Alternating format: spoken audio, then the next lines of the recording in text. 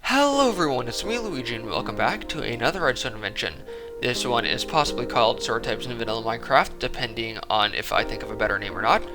But basically the way this works is that if you have a mob and you select poison and you hit it, it will give it the poison effect.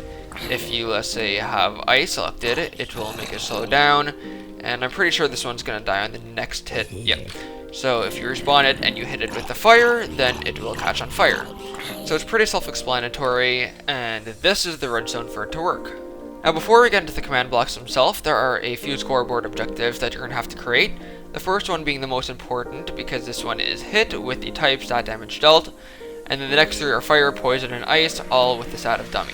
If you want to make another one, you could just name it, let's say if you want lightning, you could name it lightning, and also have it the stat of dummy. Now this first set of command blocks is to reset your hit score efficiently. So you test for at any player that has the score hit minimum of 1, and then after 4 ticks, then it will reset it back to 0. So let's say you hit a mob, you see my hit right now is at 0, if I hit it, it goes to 14, and then after a little bit, it goes back down to 0. So these 3 rows of command blocks are what make the ice, the fire, and the poison work.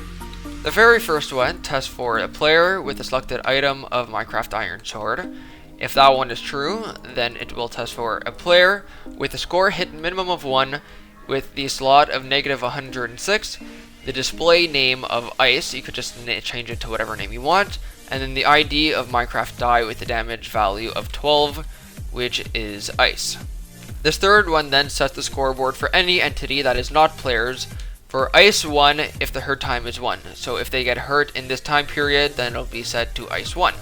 The fourth one then executes at the entity with the score ice minimum of 1 with the particle of your choosing. This one for me is the snowball poof because it is freezing. The fifth one then gives the effect of slowness for the entity which has the ice minimum of 1. The sixth one then just resets it, and the seventh one resets your hit just in case. So now that I've explained ice, poison, and fire are basically the same. You still have the very first same command block, which tests for the Minecraft Iron Sword. But instead of testing for the name of ice, it tests for fire.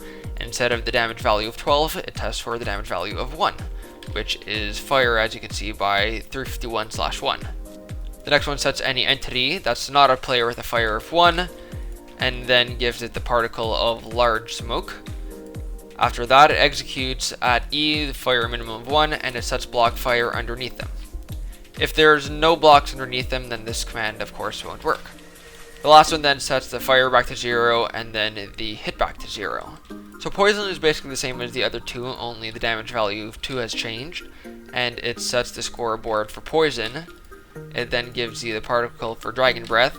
It then gives the mobs the wither effect instead of the poison effect, because it doesn't work on undead mobs. And then it sets the poison back to 0 and the hit value back to 0. So that is how this contraption works. If you have any questions, feel free to leave them in the comments below, because this might be a little bit confusing because it was kind of hard for me to do as well. I will of course have all of the links to these commands in the description, and that is pretty much it. So I hope you guys enjoyed the video. If you did, it's always helpful, and I shall be talking to you guys in the next one.